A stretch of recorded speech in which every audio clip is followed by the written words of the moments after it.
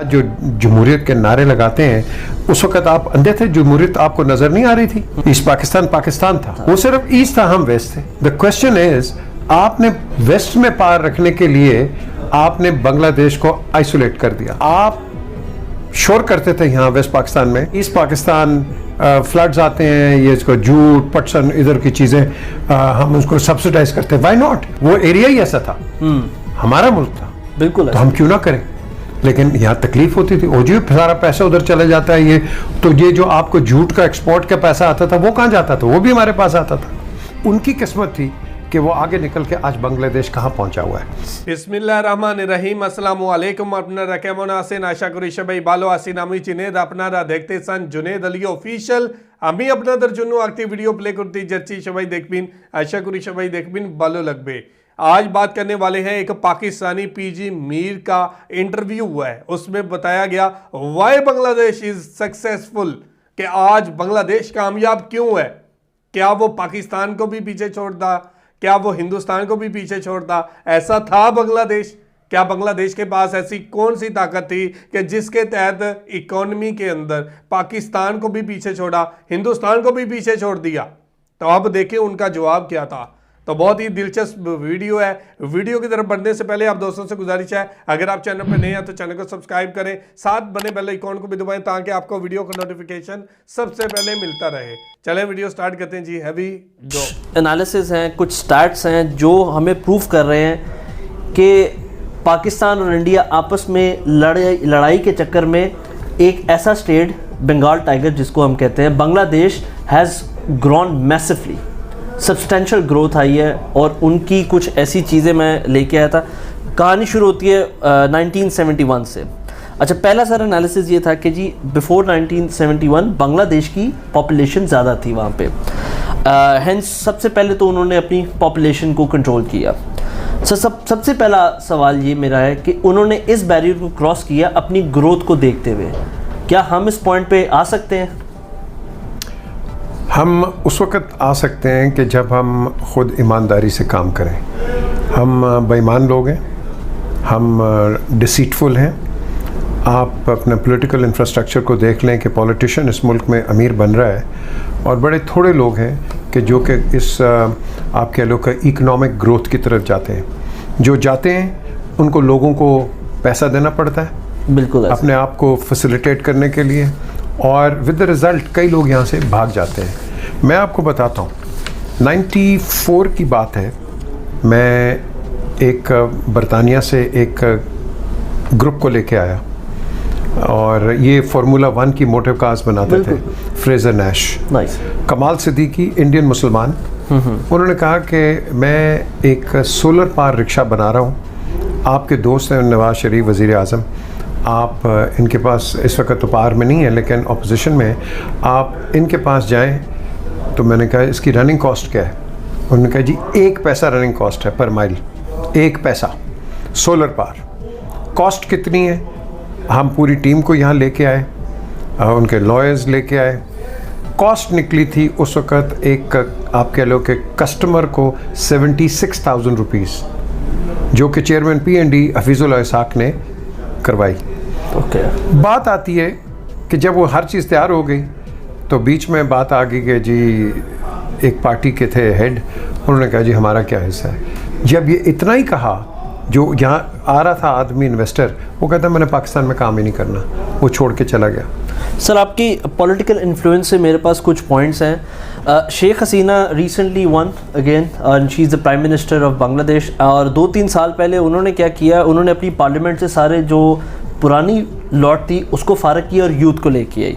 मेरा सबसे इस पॉलिटिकल इन्फ्लुएंस पे आपसे ये सवाल है कि क्या खान साहब आए इसी नारे के साथ थे? 2013 का सुनामी यूथ के नाम का था और यूथ से ये आगे निकले थे, उसी चीज़ को मैंने वोट दिया था। और आगे मेरे पास और भी बड़े पॉइंट्स हैं जिस पॉइंट्स को मैं डिस्कस करना चाहता हूँ, बट अभी मैं कंपैरिजन कर रहा हूँ पॉलिटिकल इन्फ्लुएंस पाकिस्तान और बांग्लादेश में। ये नारा खान साहब का था, कर गया बांग्लादेश, इस पे सर आप क्या कहेंगे? वो इसलिए कर गया क्योंकि देखें ना, फॉर एग्ज़ाम्पल आप 70 का इलेक्शन ले लें, 56% किसको मिला था? शेख मुजीबुर रहमान को मिला।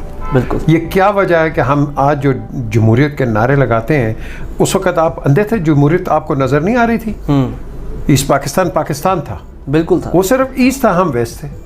द क्वेश्चन इज, आपने वेस्ट में पार रखने के लिए आपने बांग्लादेश को आइसोलेट कर दिया। बिल्कुल।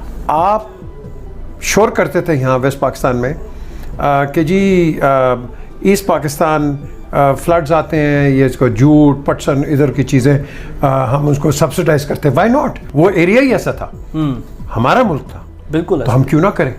लेकिन यहाँ तकलीफ होती थी, ओ जी सारा पैसा उधर चला जाता है, ये तो ये जो आपको जूट का एक्सपोर्ट का पैसा आता था वो कहाँ जाता था? वो भी हमारे पास आता था। तो हमने, मैं समझता हूँ, नाइंसाफ़ी की, पॉलिटिकल नाइंसाफ़ी हुई। बड़े लोगों ने कहा कि ये फ़ौज ने किया, फ़ौज का इसमें कोई हाथ नहीं था, ये हमारा पॉलिटिकल डिबैकल था। और इस पॉलिटिकल डिबैकल की वजह से आज आप देखो, उनकी किस्मत थी कि वो आगे निकल के आज बांग्लादेश कहाँ पहुँचा हुआ है। आज उनका आदमी ये ग्रामीण बैंक जो लेके आया है, ग्रामीण बैंक का ओनर, उसने, आपने 11% पे आपका अपना पूरा मुल्क लेके आया। क्यों? उसने ट्रस्ट गेन किया, उसने ट्रस्ट क्रिएट किया, आपने नहीं किया यहाँ। तो मैं समझता हूँ बांग्लादेश एक, ठीक है वहाँ प्रॉब्लम्स आई हैं, बड़ी प्रॉब्लम्स है, आज भी प्रॉब्लम्स हैं। बिल्कुल है। आज मोदी की विजिट देख लो क्या हुआ, सारे उसके खिलाफ डेमोन्स्ट्रेशंस लेके आ गए। बिल्कुल है। बट ये चीज़ें चलती हैं, लेकिन आपके अंदर जो इंजन रूम होता है उसके अंदर विल पावर होनी चाहिए। यार रिगार्डलेस जो मर्जी हो, हमने काम करना है मुल्क के लिए, उन्होंने किया, हम देखो कहाँ बैठे हैं। बट सर यूथ फिर भी जो नारा लगा था, यूथ नहीं आई। बात सुने, ये यूथ की जो बात होती है ना, ये सारे ये मेरी नज़र में इनसिग्निफिकेंट है। एक्सपीरियंस को कोई चीज़ बीट नहीं करती, नहीं कर सकती, बिल्कुल। Experience is experience. यूथ के साथ आपके एक्सपीरियंस लीडर्स, आपके एक्सपीरियंस, मैं कहूँगा पॉलिटिकल कोचेस, ये आपके साथ होने चाहिए। जिस तरह आप क्रिकेट में करते हो, नई वो आप कह लो कि ऐसी टीम अगर आप लेके जाते हो जिसका ना अगला है पिछला है, वो तो हार जाएगी। बिल्कुल। आपके पास एक्सपीरियंस लोग होने चाहिए। यस, यूथ को इनकरेज करो, यूथ को अपने 2 ICs बनाओ, इनको पुश करो। और आपके पास देखो ना, हमाद अजहर अब आ रहा है, फाइनेंस का है, बिल्कुल। ये ग्रेजुअली लर्न करेगा, आगे जाएगा। क्यों? ये जो आप इमरान की बात कर रहे हैं, इमरान लेके आ रहा है, लेकिन आई थिंक इसके अंदर और भी हमें इसकी सिलेक्शन को रिफाइन करना है, तब आप आगे बढ़ेंगे। तो जी ये थी वीडियो, और आपने देखा कि किस तरह पाकिस्तान के अंदर अब तारीफ़ें की जा रही हैं बांग्लादेश के बारे में, और ये कहा जा रहा है कि हम लोग जहाँ पे एक तरफ कहते हैं कि फ़ौज ने ये सब कुछ किया, ये फ़ौज ने नहीं किया, ये अवाम के जो हुक्मरान थे ये उन्होंने किया है। और 1970 के जो इलेक्शन थे, हम जमहूरियत का आज बड़ा दावा करते हैं, बड़े नारे लगाते हैं, जमहूरियत खतरे में है, वोट को इज्जत देने की बात करते हैं। तो क्या 1970 में वोट की कोई इज्जत नहीं थी? क्या 1970 में कोई जमहूरियत नाम की चीज़ नहीं थी कि शेख मुजीबुर रहमान को एक मैच्योरिटी लीडर होने के बावजूद हमने तस्लीम नहीं किया और उस बांग्लादेश को आग में झोंक दिया? आज अपने गिरेबानों में झांकने की ज़रूरत है। हम लोगों ने बांग्लादेश के साथ आकर किया क्या? हम कहते हैं वहाँ पे फ्लड आते हैं, वहाँ पे पटसन भी तो आती थी, हम लोग उसका पैसा भी तो लेते थे। अगर वहाँ पे लगता था तो वो कमाता भी था। आज उनकी तारीफ करनी पड़ेगी। बांग्लादेश ने खुद को मनवाया है और अपने आप को साबित किया है कि हम बेहतर हैं। और आज देखें कि बांग्लादेश, वो बांग्लादेश जिसको हम लोगों ने आइसोलेट करके दिया था, जिस बांग्लादेश को हमने तबाह हाल दिया था, आज वो बांग्लादेश एक तरक्की याफ्ता मुल्क बन चुका है। आज वो बांग्लादेश की तकदीर देखें कि आज हम लोग कहाँ खड़े हैं और वो बांग्लादेश कहाँ पर खड़ा है।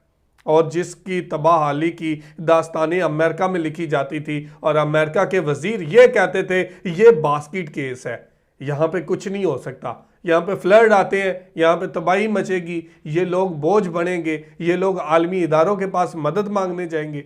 लेकिन ऐसा कुछ नहीं हुआ। उन लोगों ने अपनी तकदीर बदल ली है। जहाँ पे कहते थे कि ये इनकी आबादी बहुत ज़्यादा है, उन्होंने आबादी पे कंट्रोल किया। जहाँ पे ये कहते थे वहाँ फ्लड आते, उन्होंने फ्लड रोकने के लिए इक़दामात उठाए। उन्होंने लोगों ने कारोबार को बढ़ाया। और पाकिस्तान के अंदर कोई इदारा आ जाए काम करने के लिए, हम सब अपने हिस्से निकालने शुरू कर देते हैं। हम लोग उसको तरक्की बाद में करने देते हैं, पहले अपने हिस्सों की बात करने शुरू कर देते हैं, वो इदारा ही भाग जाता है। और बांग्लादेश में क्या होता है, बांग्लादेश की हुकूमत ने 10 साल के लिए इनको टैक्स फ्री डिक्लेयर किया है, टैक्स नहीं लेती। इनको जो रॉ मटेरियल बाहर से आता है उसके ऊपर टैक्स नहीं लगाती, इनको आज़ादी देती है, आप काम करें। बांग्लादेश का नाम ऊपर लेके आए, मेड इन बांग्लादेश वाली चीज़ें बाहर के मुल्कों पे भेजें, पता चले बांग्लादेश तरक्की कर रहा है। 10 साल बाद जाकर हुकूमत फिर बात करती है हमें कितना टैक्स दोगे, तो ये चीज़ है उसको पहले कामयाब करवाती है, उसको अपने पाँव पे खड़ा करवाती है, फिर अपने हिस्से की बात करते हैं। हम लोग कहाँ पे खड़े हैं, बांग्लादेश कहाँ पे खड़ा है। आज मुझे कहना पड़ता है हमें सीखने की ज़रूरत है, हमें समझने की ज़रूरत है, और हमें बांग्लादेश से सीखने की ज़रूरत है कि कैसे बांग्लादेश ने 30 सालों में अपनी तकदीर ही बदल के रख दी है, दुनिया को हैरान और परेशान कर दिया, उस अमेरिका को, सुपर पावर को हैरान कर दिया। ये कहता था कि ये बास्केट केस है, इसको फ्लड आएंगे, यहाँ पे तबाही होगी, आलमी इदारों से मदद मांगने जाएंगे ये लोग। आज बांग्लादेश के पास श्रीलंका मदद मांगने आ रहा है। आज पाकिस्तान की ये हालत हो गई है कि पाकिस्तान को अगले 10 साल के बाद बांग्लादेश से मदद मांगनी पड़ेगी। जो सूरत हाल पाकिस्तान की चल रही है, जो हमारी मईशत की चल रही है, पहले 1971 में बांग्लादेश आइसोलेट था, आज पाकिस्तान आइसोलेट है। इमरान खान साहब ये कहते हैं अगर चीन, सऊदी अरब हमारी मदद ना करता, यूएई हमारी मदद ना करता, हम लोग दिवालिया हो गए होते। तो आज देखें कि बांग्लादेश कहाँ पहुँच गया, हम लोग दिवालिया होने के करीब। हम लोग पाकिस्तान को आइसोलेट कर दिया है हमारे हुक्मरानों ने, जिस तरह यहाँ पे अपने हिस्से निकाले हैं, लंदन में प्रॉपर्टियाँ बनाई हैं, और गरीब जो बंदा है वो और गरीब हो गया। तो ये थी आज की वीडियो। आप इस वीडियो के बारे में क्या कहना चाहते हैं ज़रूर कमेंट करके हमें बताइएगा। बहुत शुक्रिया।